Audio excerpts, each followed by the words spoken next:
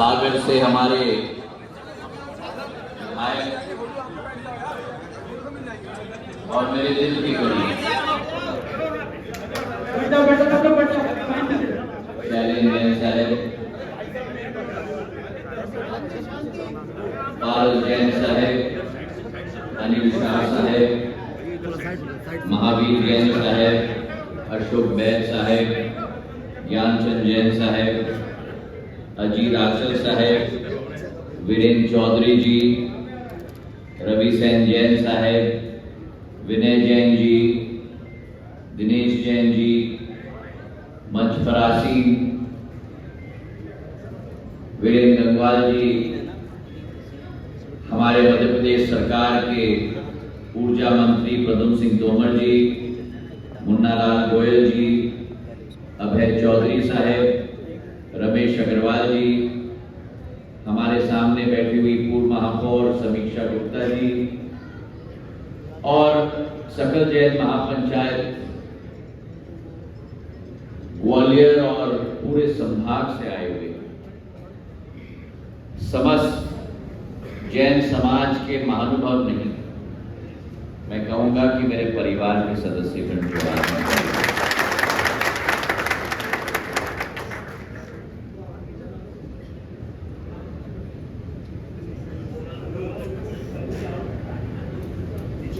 जिस कार्यक्रम का संचालन पारस जी कर रहे हैं,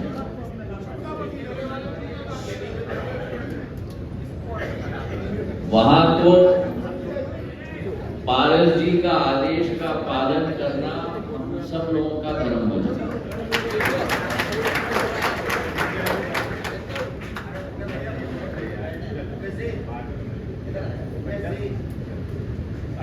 पारस जी की क्षमता,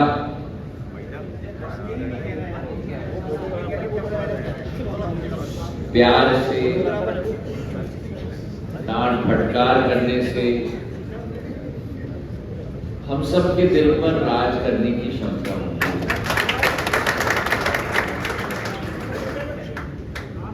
और चित परिचित अंदाज में एक सेकंड में जवाब देने की क्षमता भी होती है।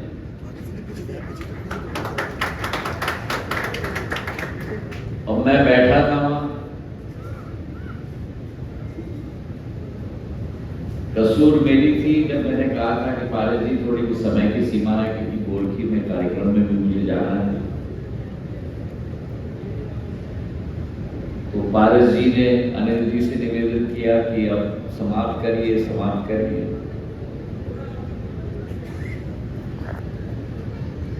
और जब पारस जी की बारी आई तो अनिल जी ने बड़ी मुश्किल से कोशिश की, कहते हुए कि पारस जी हो गया उनका ग्लास आधा ही भरा हुआ है, अभी पूरा आधा और सुनो।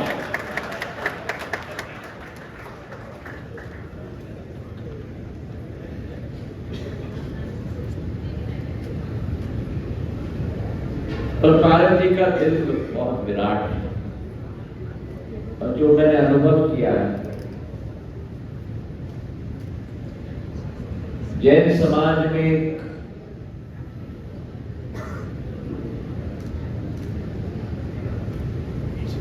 डिसिप्लिन के प्रति, नियम के प्रति जो लकीर खिंच जाती है, उस लकीर का पालन अगर इस देश में कोई समाज करता है तो जैन समाज। अनुशासित समाज,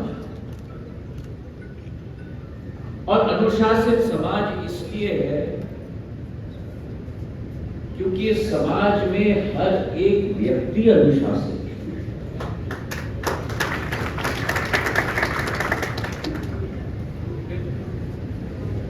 और इसलिए जब मुझे कहा गया कार्यक्रम में कि 6:35 पर मुझे पहुंचना है, ऐसा नहीं है कि मेरा कार्यक्रम विलंब में नहीं चल रहा था। आज पूरे दिन आज प्रद्युम्न सिंह जी और मुन्ना लाल जी और अभय चौधरी जी हमारे साथ पूरे दिन चल रहे हैं। पर मैंने ये देखा कि और कहीं कार्यक्रम में विलंब हो या ना हो, लेकिन जैन समाज के कार्यक्रम में मुझे 6:34 पे पहुंचना।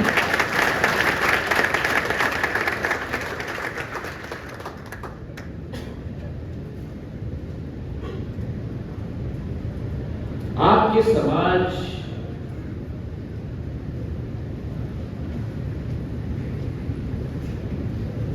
में वास्तविकता में वो क्षमता है विश्व के उदाहरण बनने की। और ये मैं आपको कह रहा हूं इसलिए नहीं क्योंकि एक राजनीतिज्ञ आपके सामने खड़ा है, मैं इसलिए कह रहा हूं क्योंकि मैंने जैन समाज को बड़े निकटता से मैंने अनुभव किया।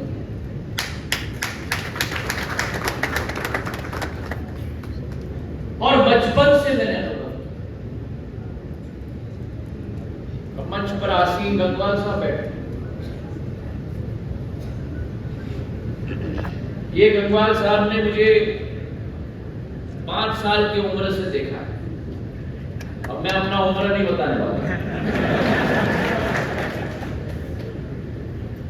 मैं सोचता हूं मैं जवान, अच्छी सोच। और उस बचपन से अवधि से जो सिंधिया परिवार की श्रद्धा है जैन समाज के प्रति रही, केवल इस पीढ़ी में नहीं लेकिन पिछले 4-5 पीढ़ियों से जयाजीराव महाराज के समय से जो एक संबंध आपके समाज के साथ रहा है, वो एक धार्मिक संबंध केवल नहीं लेकिन एक आध्यात्मिक संबंध जैन समाज के साथ। 10 साल की उम्र में, 11 साल की उम्र में हर वर्ष कुर्ता पजामा और टोपी पहनकर यही गंगवाल साहब के साथ मेरे पूज्य पिताजी, मेरी मां, मैं, मेरी बहन हर वर्ष जैन मंदिर में दर्शन करने जाते।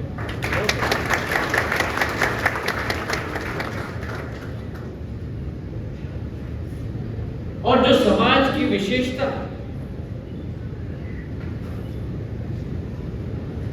खास करके 2 विशेषता जो मैं कोशिश करता हूं अपने जीवन में भी अपनाने के लिए। मैं नहीं कहता कि मैं सफलतापूर्वक कर पाता हूं, पर कोशिश जरूर जारी है। एक जो अभी पारस जी ने कहा, जियो और जीने दो। आधुनिक युग में प्रतिस्पर्धा के वातावरण में विश्व में बड़ी गैंकड़ी वाली आदत हो चुकी है कि अगर मुझ में क्षमता नहीं तो जो दूसरे व्यक्ति में क्षमता है उसके टांग खींच के उसको पीछे लाओ। हमारी उत्साहवर्धन करने के विपरीत हमारी कोशिश जिंदगी में सदैव होनी चाहिए कि अपनी लकीर लंबी खींचो, किसी और की लकीर को छोटे करने में मत लगो।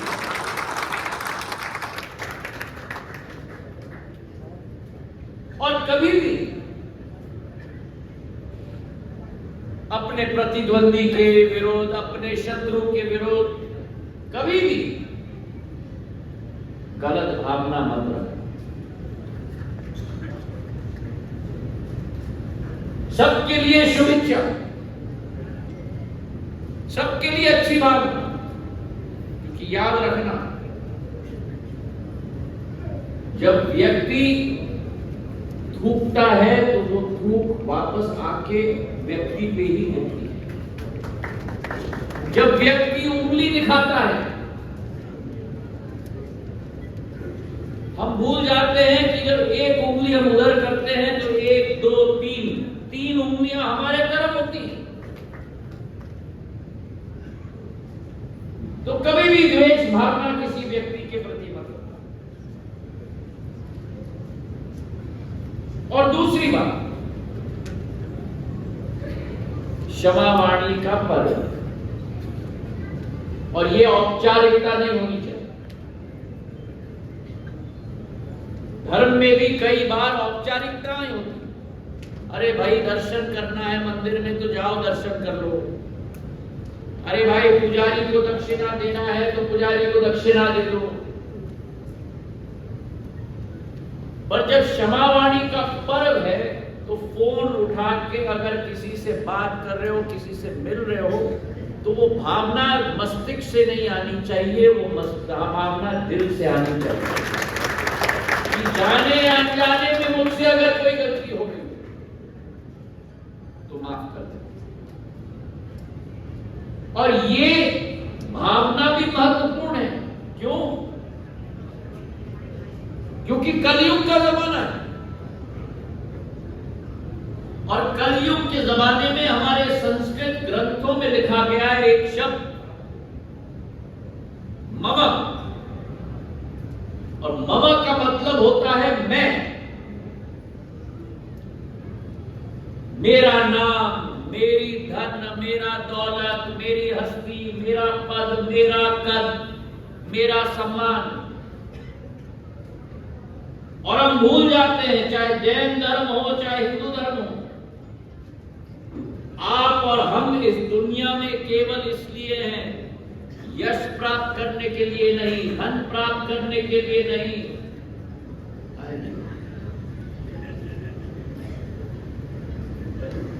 कीर्ति प्राप्त करने के लिए नहीं। आप और हम इस दुनिया में हैं मोक्ष की प्राप्ति के लिए।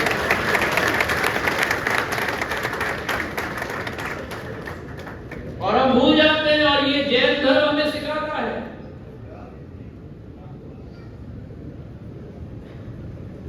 हमको चिंता होती है कितने बार विधायक बने, कितने बार मंत्री बने। नीचे चले जाओ आप लोग कृपा करके।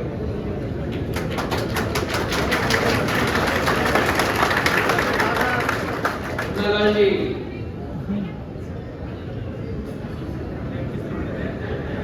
जय धर्म का मंच है, अनुशासन सही है कि नहीं?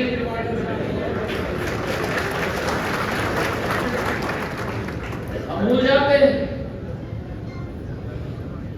हम इस दौड़ में रह जाते हैं कि हम कितने बार विधायक बने, कितने बार मंत्री बने, कितने बार मुख्यमंत्री बने, कितने बार हम लोग उद्योगपति बने, कितने करोड़ है हमारे पास, कितने अरबपति बने, कितने 100 करोड़पति बन गए। अगर जो लखपति है वो करोड़पति बनना चाहता है, जो अरबपति है वो करोड़पति बनना चाहता है।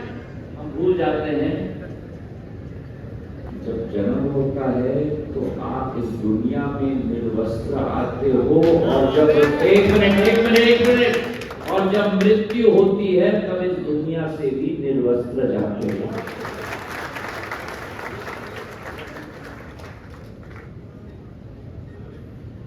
और ये हमें जैन धर्म सिखाता है।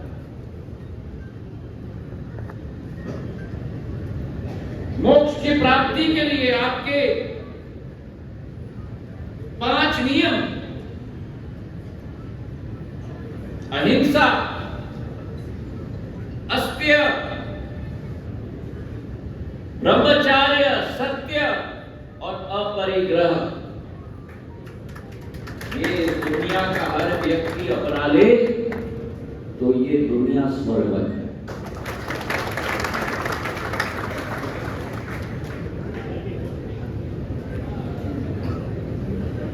जैन समाज से सीख मैं मानता हूं कि हर धर्म के व्यक्ति को लेना चाहिए। आसान नहीं है जिंदगी, आसान नहीं है आप लोगों की राह। संकल्प लेके आप लोग बढ़ते, और आप लोगों के समाज का प्रशंसक ज्योतिरादित्य सिंधिया आपके सामने मेरा सौभाग्य रहा।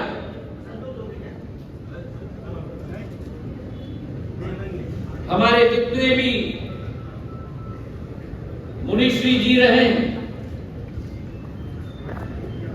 उन सब का आशीर्वाद ग्रहण करने का सौभाग्य मुझे मिला है। चाहे मुनि श्री अभय सागर जी महाराज हो, मुनि श्री प्रभात सागर जी महाराज हो, मुनि श्री निरय सागर जी महाराज हो, माँ विशुद्धमती जी हो। और मुझे याद है जब पहली बार मैं सांसद बना था तब मुनि पालक सागर जी महाराज का भी आशीर्वाद प्राप्त करने का सौभाग्य मुझे मिला, पालक सागर जी महाराज। तो ये सौभाग्य मुझे प्राप्त हुआ। और जब आपके मुनि जियों के साथ मैं बैठता हूं, जो जीवन की एक एक सीख मुझे प्राप्त होती है, मुझे मिलती है, उनके दिखाए हुए पथ पर चलने का एक संकल्प हर बार मैं लेने की कोशिश करता हूं। आज इस मंच से कई बातें कही गई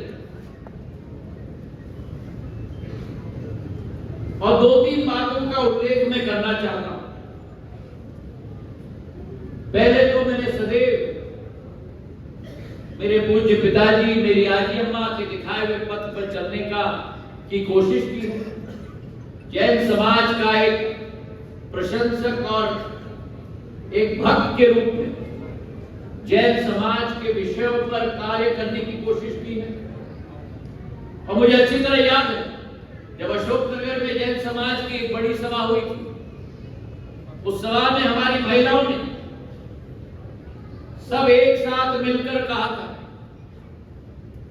कि सिंधिया जी एक जो ट्रेन थी उसका नामांकन बदल करके देवोदय एक्सप्रेस करवाइए, और वो भी हमने उस समय करके दिला दिया। जब आप लोगों का बहुत बड़ा मुद्दा चला था कि जैन समाज को अल्पसंख्यक का दर्जा लेना चाहिए, उस लड़ाई में भी आपके झांसी के सांसद प्रदीप जैन के साथ कंधे से कंधे मिलाकर कार्य किया और वो अल्पसंख्यक का दर्जा जैन समाज को हम लोग ने दिलवाया। और ये भी मुझे याद है हमारी धार्मिक स्थान खुबोंजी में है, अशोकनगर में, और वहां के आवागमन के लिए सड़क अशोकनगर से खुबोंजी जर्जर हालत की। वो 40 किलोमीटर की सड़क 25 करोड़ रुपए की लागत से मखमल की तरह मैंने बढ़ा दिया ताकि सबको। और जहां तक आज का विषय है, 2 विषयों पर, एक तो समाज की धार्मिक प्रथा और आस्था पे कोई भी कलंक न लगे। मुझे अच्छी तरह याद है जब पिछोर में मंदिर की मूर्तियां चोरी की गई और शिवपुरी में अभी जब मूर्तियां प्राप्त की गई, दोनों बार रिकॉर्ड टाइम में वो मूर्तियां दोबारा जैन समाज को सुपुर्द करने के लिए हमने दिन रात कोशिश करके वो सफलतापूर्वक की। मैं मानता हूं कि आपका समाज का इतिहास 500-1000 साल पुराना नहीं, लेकिन जैसे आपने कहा मोहनजोदारो हड़प्पा के समय से आपके समाज का इतिहास है। और आपके समाज की मूर्तियां केवल देश के अंदर नहीं, लेकिन हमारे प्रधानमंत्री नरेंद्र मोदी जी जैन समाज की मूर्तियां अमेरिका और इंग्लैंड से भी वापस लाकर समाज को देने के लिए पूर्ण रूप से प्रयास है और सफलतापूर्वक। ये भारत की पूंजी है, जैन समाज की पूंजी। और इसी के साथ जो मुद्दा कई वक्ताओं ने उठाया, राजनीति में सहभागिता के बारे में,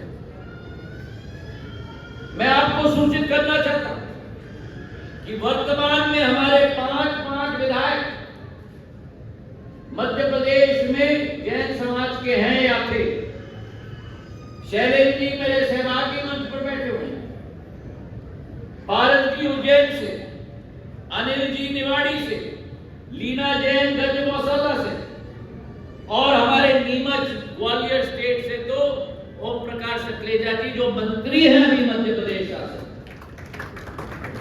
तो 230 में से 5 और एक मंत्री तो वर्तमान में भी, और आपकी समाज,